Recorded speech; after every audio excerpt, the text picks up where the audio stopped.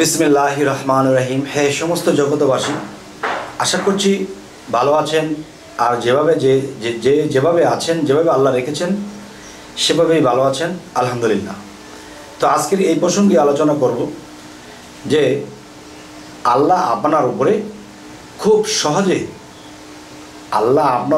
খুব সহজে সন্তুষ্ট হবেন। আল্লাহ আপনার উপরে খুব সহজে রাজি খুশি হবেন। তখন আল্লাহর কাছে আপনার কিছু চাইতে হবে না। যে আল্লাহ আপনার উপরে সন্তুষ্ট হয়ে যাবেন, কিন্তু একটু কষ্ট হবে, কিন্তু কষ্ট হলেও পেয়ে যাবেন। তবে যত সাধনা, যত ইবাদত, যাই কিছু করুক, যে এর মধ্যে একটি কথা আল্লাহ কোরআনে বারবার বলেছেন, আমি ধৈর্যশীলদের সাথে আছি। এই কথাটা কিন্তু আল্লাহ বলেছেন। এবং ধৈর্যের ফল কত যে বড় হয়, ধৈর্যের ফলটা যে কত বড়, আজকে আপনাদের সামনে এই বিষয়ে আলোচনা করব। দেখেন,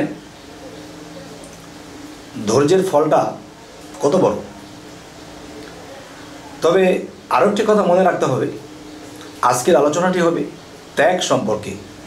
বুক ফাটা চিৎকার, বুক ফাটা ব্যথা, অসহ যন্ত্রণা বুকের মধ্যে নিয়ে আপনি হাসিমুখী থাকবেন এবং ধৈর্যশীল হবেন।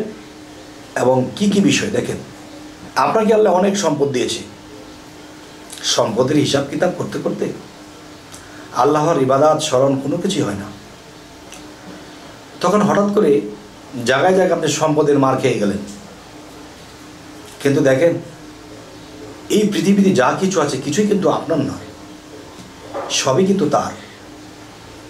আল্লাহ কিন্তু বলেছে, ওয়াল্লাযী খালাকাল মাউতা ওয়াল হায়াতা লিয়াবলুওয়াকুম আইয়ুকুম আহসানু আমালা ওয়া হুয়াল আজিজুল গাফুর। অর্থাৎ আমি মানুষের মৃত্যু ও জীবন সৃষ্টি করিয়াছি পরীক্ষা করার জন্য, তোমাদের মধ্যে কে কর্মে উত্তম, তিনি পরাক্রমশালী ও ক্ষমাশীল।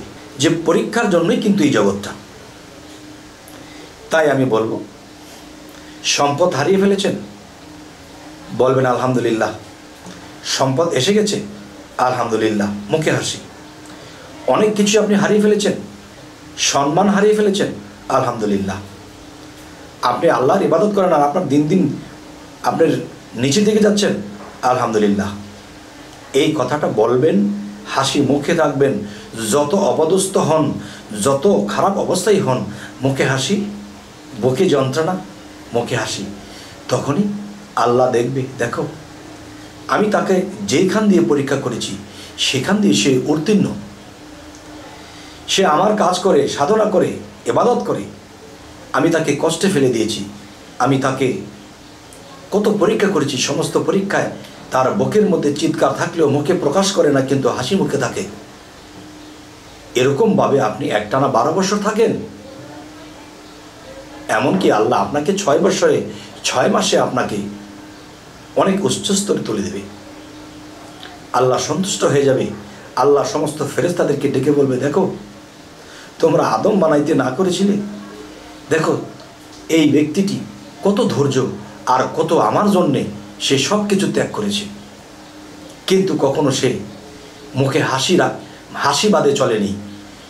সে কখনো মানুষের কাছে বলেনি আমি অভাবে আছি। অনেক কষ্টের নির্যাতনের মধ্যে রেখেছি তাকে, তবু সে হাসিমুখী। সে তবু আমার ইবাদত করে আর একটা কথা বলে, আল্লাহ তুমি আমাকে ধৈর্য দান করিও, আমাকে যে অবস্থায় রাখো আমাকে ধৈর্য দান করিও। সে যখন সমস্ত পরীক্ষাগুলো পাশ হয়ে গেল, সে কি আল্লাহর সাধনা করার জন্য জঙ্গলে চলে গেছে? না, সংসারে থেকে সমস্ত যন্ত্রণার আগুনে তাকে পোড়া দিয়েছে। এবং স্বর্ণ যত পোড়া দেয় তত খাঁটি হয়, খাসমুক্ত হয়। আর যখন খাসমুক্ত হয় তখন সে স্বর্ণটাকে গলায় হার বানিয়ে রাখে। তখন আল্লাহ যদি কাউকে গলার মালা বানাতে চায়, তাহলে সেই খাসমুক্ত স্বর্ণ হতে হলে সেটাকে পোড়া দেবে, আর সেই পোড়া আমাদেরকে সইতে হবে।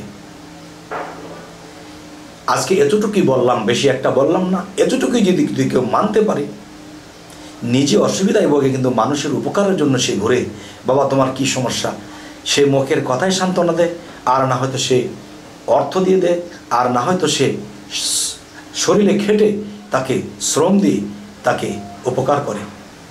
নিজের কোনো আশা ভরসা নেই, নিজের কোনো শান্তির জন্য করে না। তখন এই ব্যক্তিটি আল্লাহর কাছে প্রিয় হয় এবং আল্লাহ তাকে এমন কিছু দান করেন যে ইহকাল পরকালে সে বাদশা বানিয়ে দেয় আল্লাহ। সুবহানাল্লাহ। তবে হে সমস্ত জগতবাসী, আমাদের এই চ্যানেলটি যদি আপনাদের ভালো লাগে তো অবশ্যই সাবস্ক্রাইব করে নেবেন এবং পরবর্তীতে যেন ভালো আলোচনা দিতে পারি এই জন্য আমাদের সাথেই থাকবেন। এবং যদি ফেসবুক হয়ে থাকে অবশ্যই ফলো রাখবেন।